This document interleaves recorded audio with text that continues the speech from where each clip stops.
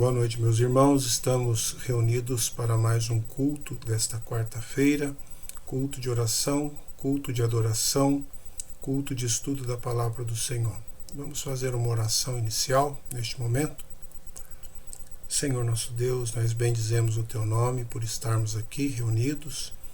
Louvamos o Teu nome porque o Senhor é bom, o Senhor é Deus que nos ajuda, nos ilumina e nos concede a Tua palavra, nos concede o privilégio de estarmos juntos para invocarmos o Senhor, clamarmos, adorarmos o Senhor, estudarmos as Tuas verdades.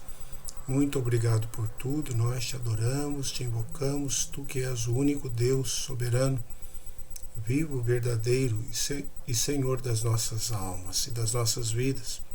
Nós te adoramos e te exaltamos em nome de Jesus. Amém. Meus irmãos, vamos abrir as nossas Bíblias no Salmo 27. Nós faremos a leitura dos versículos de 1 a 8. Salmo 27, de 1 a 8. O Salmo nos diz assim: O Senhor é a minha luz e a minha salvação. De quem terei medo? O Senhor é a fortaleza da minha vida. A quem temerei? Quando malfeitores me sobrevêm para me destruir, meus opressores e inimigos, eles é que tropeçam e caem. Ainda que um exército se acampe contra mim, não se atemorizará o meu coração. E se estourar contra mim a guerra, ainda assim terei confiança. Uma coisa peço ao Senhor, e a buscarei, que eu possa morar na casa do Senhor todos os dias da minha vida, para contemplar a beleza do Senhor e meditar no seu templo. Pois no dia da adversidade, ele me ocultará no seu pavilhão. No recôndito do seu tabernáculo me acolherá. Elevar-me-á sobre uma rocha. Agora será exaltada a minha cabeça acima dos inimigos que me cercam. No seu tabernáculo oferecerei sacrifício de júbilo, cantarei e salmodiarei ao Senhor. Ouve, Senhor, a minha voz, eu clamo. Compadece-te de mim e responde-me. Ao meu coração me ocorre, buscai a minha presença. Buscarei, pois, Senhor, a tua presença. Um salmo muito bonito, tem como título Anelo pela presença de Deus, um salmo de Davi, que conhecemos bastante e que fala aos nossos corações. Meus irmãos, nós teremos agora alguns instantes de oração silenciosa, na qual iremos adorar ao Senhor, agradecer a Deus pelas bênçãos, pela graça, por respostas. O texto nos diz que o Senhor ouve, responde. Também vamos colocar diante dele as nossas aflições, as pessoas necessitadas, os enfermos, os desempregados, os missionários, todas as pessoas pelas quais temos intercedido, as pessoas que vêm à tua mente, ao teu coração, que têm vindo nos seus momentos de oração. Vamos orar silenciosamente ao Senhor.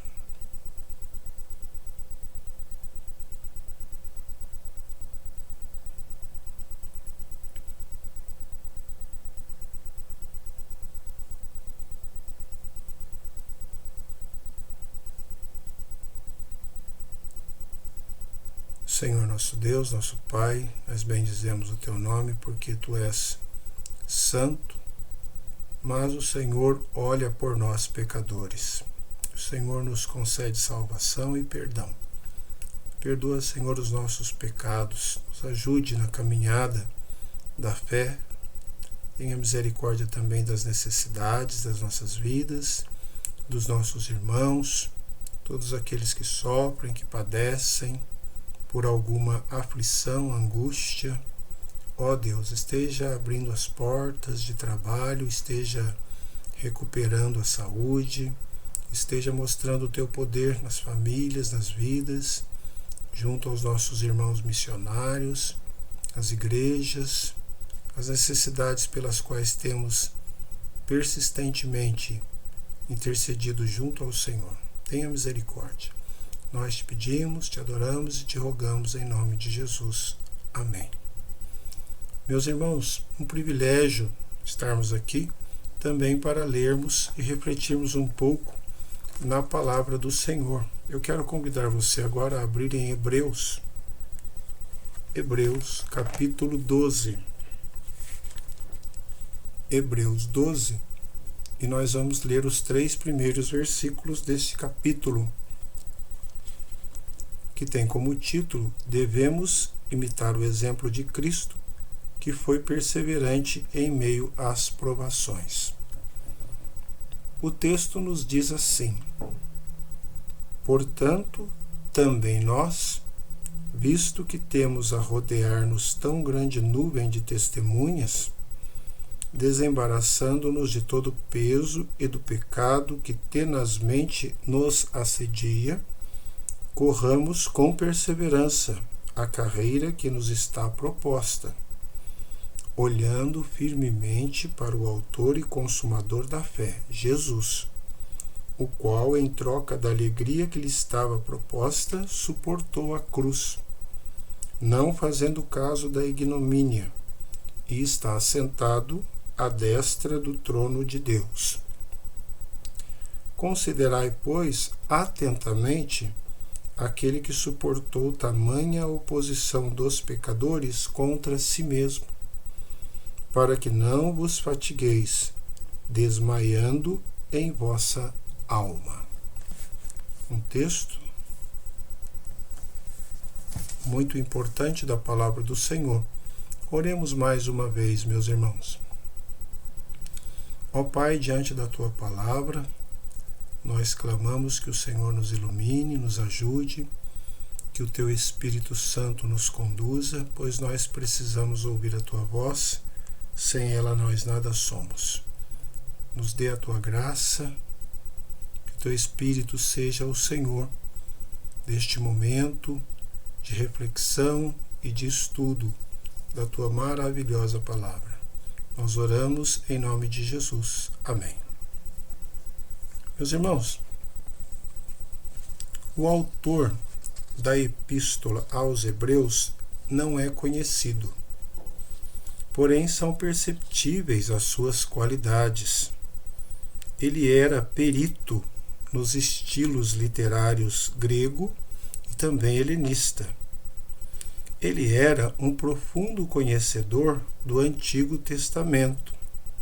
Segundo alguns, o autor é Apolo, mas há alguns debates sobre isso. A carta foi escrita aos cristãos judeus. Esses irmãos estavam enfrentando adversidades, problemas. Eles estavam enfrentando uma severa perseguição ali naquela localidade. Esses irmãos estavam passando vergonha e sofrimento. Triste situação desses irmãos ali. O motivo desta perseguição, desta vergonha, era por professarem a fé em Jesus Cristo.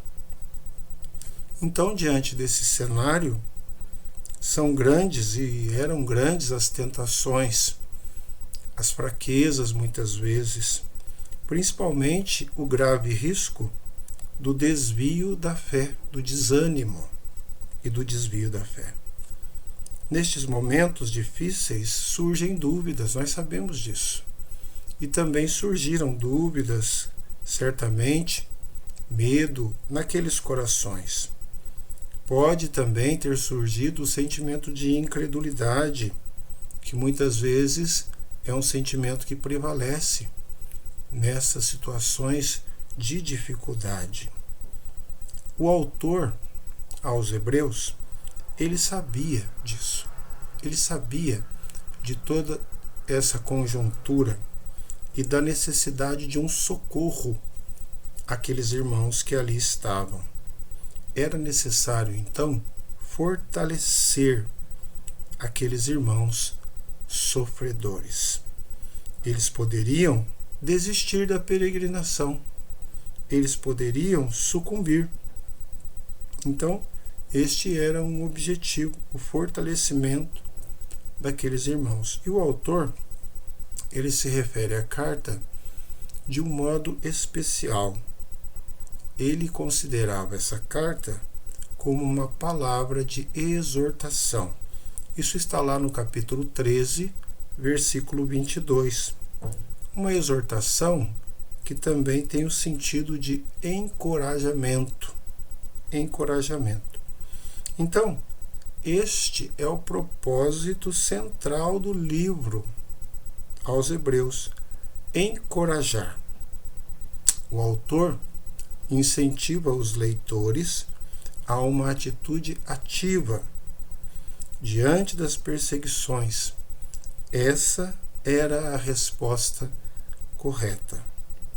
O versículo 1 nos diz: pois nos rodeia grande nuvem de testemunhas, aquelas pessoas que observam. Em certo sentido, eles estavam em uma corrida, e uma grande multidão assistia àquele desafio, àquela corrida. É a mesma situação na qual nós nos encontramos. Dia a dia, numa pista de corrida, numa trajetória, muitos olhando, muitos vislumbrando, nós estamos nessa corrida, na corrida rumo ao lar celestial. Nessa jornada, meus irmãos, são várias as oposições, várias elas. Inclusive oposições dos ímpios, das pessoas, dos sentimentos, das adversidades. Diante desse cenário, o autor dá um belo conselho de tantos outros espalhados na carta, uma recomendação para considerarmos o nosso mestre. E é isso que está aí no versículo 3. Considerai.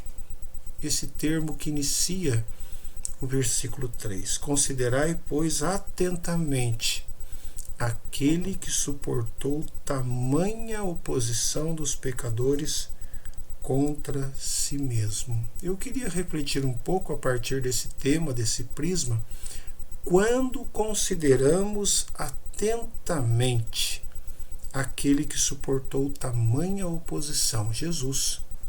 Quando nós consideramos, quando nós ponderamos, quando nós olhamos tudo o que ele fez, quais são as nossas atitudes? Quais devem ser os nossos passos a partir desse texto? Então, quando nós consideramos o nosso mestre, nós nos desembaraçamos de todo o peso e do pecado. É o que está aí no versículo 1, no seu início. Nos desembaraçamos de todo o peso e do pecado. Em uma viagem, temos que levar algumas coisas. Todos nós, alguns mais, outros menos, todos nós viajamos. Não dá para sair em uma jornada sem nada, só com a roupa do corpo, não é? Porém, nós temos que selecionar bem o que levar. Quantas vezes esquecemos de alguma coisa importante, levamos tantas outras supérfluas, não é? Isso pode acontecer. É lógico que nós não devemos carregar bobagens, coisas inúteis, né? Essas coisas, elas apenas atrapalharão a caminhada. Mas nós temos que reconhecer que às vezes nós fazemos isso. Enchemos a bolsa, enchemos a mochila de coisas que nem usamos. Isso é o que as pessoas chamam de carregar peso morto, né? Carregar peso morto. É aquilo que apenas serve para dar canseira. Esse peso morto não serve nada mais, nada menos para ocupar espaço e gerar canseira. Uma boa atitude é se desembaraçar disso tudo. Sabe, irmãos, na nossa vida espiritual, isso também acontece. Isso também acontece. Quantas coisas inúteis insistimos em carregar? Eu, você, o povo de Deus. O texto nos fala de todo o peso e do pecado. O autor sabia das dificuldades dos irmãos ali. Eles poderiam ter medo diante do sofrimento, uma coisa comum. Eles eram humanos, nós somos humanos, sabemos disso. Quem não recua perante a possibilidade da dor, de ser oprimido, de ser envergonhado? Mas também o autor tinha em mente a falta de ânimo, o desânimo. Aquele desânimo amargurado, ele poderia também contaminar, poderia ser algo muito negativo. E o autor destaca o maior dos pesos de tantos outros e desses que falamos. O maior dos pesos, que é o pecado. O pecado. Uma maldição que tenazmente nos assedia. Não é assim, irmãos? O pecado tenazmente nos assedia.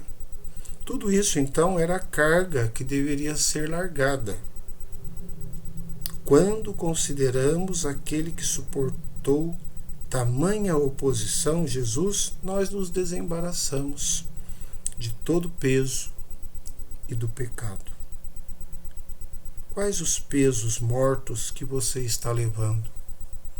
Reflita, pense. É importante, a palavra deve nos levar a essa reflexão. Quais os pecados que eu tenho carregado? Importante pensarmos nisso. Os presbíteros, os líderes, os irmãos, todos nós. O Salmo 32 nos diz: enquanto calei os meus pecados, os meus ossos envelheceram os meus ossos. O salmista percebeu as consequências do pecado. Viu no seu próprio corpo os efeitos desse terrível mal. E ele complementa neste mesmo salmo que o seu vigor se tornou em sequidão de estio. A culpa imobilizava e debilitava o salmista. Que peso morto! Que coisa nefasta, horrível, que afeta a nossa vida, a nossa alma e a nossa caminhada na fé. Mas sabe, irmãos, quando nós consideramos atentamente, que é o que nos diz o versículo 3, quando nós consideramos atentamente aquele que suportou tamanha oposição contra si, Jesus, nós nos desembaraçamos. Na força do Espírito Santo, nós nos desembaraçamos de todo o peso e também do pecado. É um processo de santificação. E nós nos vemos diante disso, diante desse desafio. E nós vamos largando e abandonando e crescendo na caminhada da fé em santificação. Mas, irmãos, quando nós consideramos atentamente a obra de Jesus, atentamente, Jesus que sofreu tamanha oposição, nós corremos com perseverança a carreira. É o versículo 1 ainda. Corremos com perseverança a carreira que nos está proposta. É a parte final aí do primeiro versículo do nosso texto básico de Hebreus. Aqui é usada uma figura das competições atléticas, um exemplo sempre utilizado para os cristãos do Novo Testamento. Paulo citou as atividades esportivas gregas, citou mais de uma vez. Em Coríntios, ele diz: correi de tal maneira que o alcanceis. Nós devemos correr, então, com o objetivo de alcançar o prêmio. O prêmio é o que ele diz ali. Assim, irmãos, a semelhança do corredor, é preciso de treino. É preciso treino. O cristão deve estar em uma atitude constante de treinamento, de alerta. Apenas dessa forma nós chegaremos ao final da prova, dessa prova atlética. Isso tudo apesar das adversidades, apesar da oposição. Você quer chegar ao final ou ficar pelo caminho? Uma pergunta. Quem sabe você já parou de correr faz tempo? O texto nos fala, nessa parte aí do versículo 1, da carreira que está proposta. Há uma carreira proposta para você. Há uma carreira proposta para mim. Lembre-se, você não é um Zé Ninguém. Há uma carreira. O Senhor elaborou uma proposta para você, para o Filho de Deus, para o servo, a serva do Senhor. Deus definiu uma abençoada proposta para nós. Ele estabeleceu uma trajetória. Deus estabeleceu um caminho. Mas para isso, irmãos, é preciso voltar à competição. Voltar à pista de corrida, voltar à competição. Lembre-se, a corrida te aguarda. Onde está você? A corrida te aguarda. Os irmãos estão sentindo a sua falta nessa luta, nesta guerra. Os irmãos estão sentindo a sua falta. Você que sempre caminhou lado a lado com os santos, com os servos do Senhor. Mas talvez por um momento, talvez neste momento, você tenha optado por uma outra corrida, por um outro desafio, por uma outra luta. Quem sabe? É preciso, irmãos, reconhecer uma significativa verdade. Só se vence esse confronto espiritual com perseverança. Com perseverança, com luta. Ninguém conseguirá sem um esforço incansável. É preciso esse esforço. E esse nível é adquirido com disciplina. Disciplina constante. Fazendo esse estudo, eu me lembrei de Ayrton Senna. Interessante. Para ser um campeão, ele desenvolveu junto com o seu treinador um treino especial, né? E um dos aspectos desse treino era interessante, era estabelecido um desafio de uma superação constante dos seus próprios limites.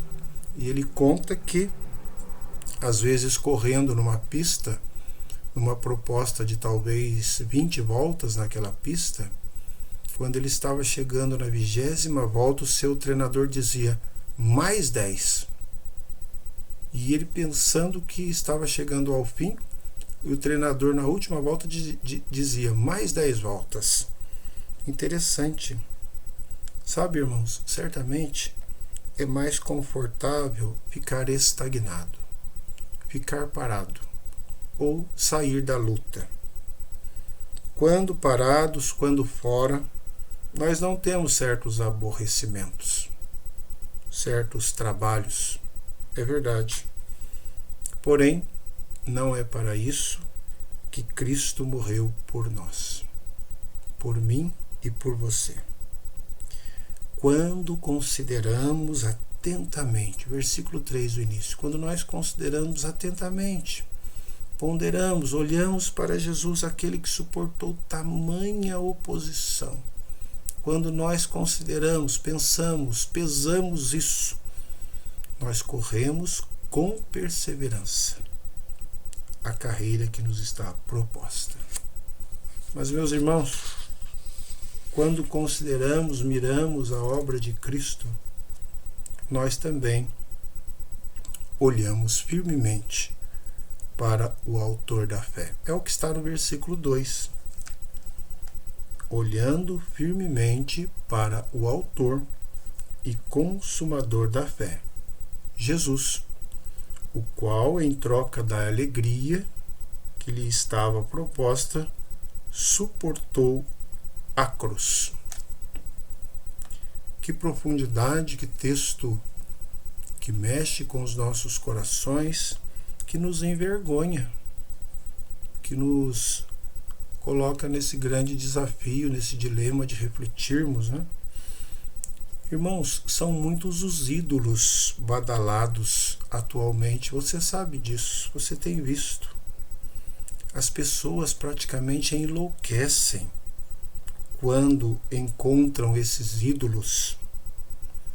A mídia é capaz de criar mitos repentinamente, da noite para o dia. E esses mitos, eles são seguidos, são adorados pelos fãs de maneira incansavelmente. Quando deparam com o ídolo, é o máximo. Quando eles se deparam com os seus ídolos, é o máximo, é o ápice. É preciso pensar. O crente também é fascinado por alguém. Deveria ser fascinado por alguém. Existe uma pessoa que conquistou o seu coração de uma maneira total, de uma maneira cabal. O seu nome é Jesus de Nazaré. O nosso maior amor. O nosso maior amor. Cristo é a nossa maior inspiração. Cristo é o nosso maior exemplo. É o nosso Deus. Ele trocou a alegria proposta, é o que nós acabamos de ler, e suportou a cruz. Você prestou atenção nisso? Trocar a alegria proposta, trocou, veio à terra para suportar a cruz que troca. Por quem? Por quem Jesus fez essa troca? Pela igreja, pela minha vida, pela sua vida. A obra de Cristo deve ser o nosso encorajamento principal. Nós não podemos deixar de mirar o nosso Redentor, o nosso Salvador. Ele poderia ter recusado a morte, ele poderia ter ficado no céu. Nossos olhos devem sempre estar fixos nele. Veja que não é um olhar feito com negligência que o texto nos pede, não é qualquer olhar. Não é um olhar sem energia, não é um olhar relaxado, não é um olhar de qualquer maneira, um simples olhar. A diretriz do escritor aos Hebreus é que olhemos firmemente. Olhemos firmemente para esse autor da nossa fé. Precisamos, irmãos, manter a visão nele de maneira resoluta, de maneira decidida. É preciso decidir. Ou Jesus é, ou ele não é o seu ícone, o meu Deus, muito mais do que um ícone, o meu Deus, o meu Senhor. Miqueias, profeta do Antigo Testamento, tem um versículo muito bonito, capítulo 7, versículo 7, que ele diz: Eu, porém, olharei para o Senhor. Eu, porém, olharei para o Senhor. O profeta ali, no contexto do Antigo Testamento, ele estava vivenciando uma conjuntura de desordem moral. É chocante a situação ali, a situação do povo e das famílias. Mas ele faz essa opção. Ele faz a opção: eu olharei para o Senhor. Para o Senhor. Será que tem sido essa a minha escolha? Será que tem sido essa a sua escolha? Para quem temos olhado tanto ultimamente? Será que para os próprios desejos do coração? Será que para algum ídolo? Quem sabe para as crises? Para os desafios? Precisamos cuidar. O nosso olhar pode nos trair. Não permita que outras coisas seduzam o seu olhar. Isso é perigoso, irmãos. Quantas vezes os nossos olhares estão dispersos, foram seduzidos por outras coisas e perdemos de vista o nosso Senhor Jesus Cristo. Então, quando nós consideramos atentamente, versículo 3, considerai atentamente aquele que suportou tamanha oposição dos pecadores contra si mesmo. Ninguém suportou mais oposição do que Jesus. E quando nós consideramos atentamente isso, essa sua obra complexa, difícil, apesar de tudo, de todos, quando nós consideramos todo esse seu esforço, essa sua vitória, nós olhamos firmemente para Ele, para esse autor da nossa fé. Mas, irmãos, quando olhamos para Ele, miramos esse seu exemplo, quando consideramos tudo o que Ele fez, tudo o que Ele faz por nós, nós não nos fatigamos, desmaiando em nossas almas. É o que nos diz o versículo 3, aí a parte final, na sua Bíblia, que deve estar aberta aí, e que nós lemos assim: para que não vos fatigueis, desmaiando em vossa alma. Existem aqueles que não possuem perseverança. São pessoas que desistem facilmente das lutas. Elas não enfrentam nenhum tipo de vento contrário. Qualquer adversidade, qualquer problema é grande demais para esse tipo de pessoa. Elas sucumbem perante um desafio físico, espiritual, um desafio momentâneo do cotidiano. Então, o autor faz esse alerta: não os fatigueis. Essa é a parte inicial desse recado aos cristãos. Diante dessa palavra, irmãos, é necessária uma avaliação da nossa parte. Nós temos que reconhecer que às vezes nós cansamos. Sim, nós cansamos. Mesmo que não sejamos do grupo dos eternos desanimados, parece que às vezes chegamos no limite das nossas forças, não é verdade? Chegamos ali. Isso é realidade. São momentos nos quais nós dizemos: desisto, não dá mais, eu desisto. A sensação é que nos fatigamos de tudo, nos fatigamos e nos cansamos de todos. É isso. Mas se coloque agora no contexto dessa epístola, daqueles irmãos ali. Uma severa perseguição estava acontecendo ali. Algo difícil. A igreja estava passando vergonha e também sofrimento. Quem sabe a sua situação atual como cristão seja árdua.